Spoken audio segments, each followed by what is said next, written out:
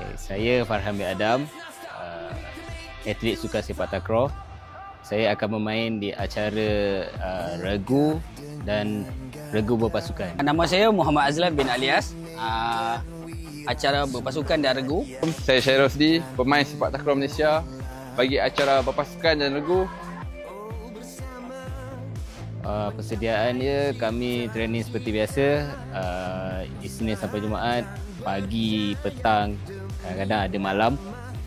Untuk persediaan, saya terus fokus dengan training dan pencapaian kami adalah gold medal, dan insyaAllah 2 gold medal akan dibawa pulang dari Bangkok.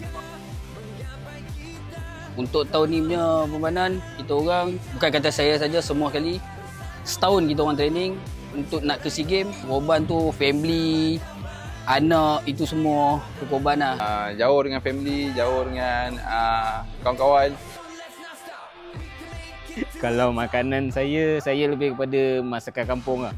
Seperti? Macam ayam masak lemak cili api, sambal kentang dengan sup ayam. Favorite saya kalau kampung, nasi goreng kampung. Tapi kalau kat KL ni, KL tu, ikan bakar. Makanan favourite saya rendang, pasembok dengan rojak Penang.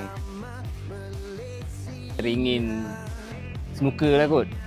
Saya bermain bola sepak. Saya akan main futsal dan snooker.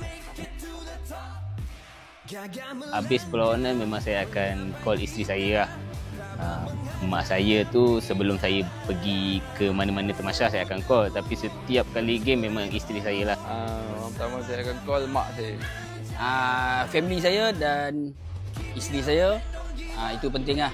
Sebab nak kata saya call mak ayah saya dah tak ada. Pada seluruh rakyat Malaysia, terima kasih kerana telah menyokong pasukan sepak takraw Malaysia. So, tanpa anda, siapalah kami. So, teruskan support sukan sepak takraw sampai bila-bila. Terima kasih. #Adabi Semarak Semangat Malaysia.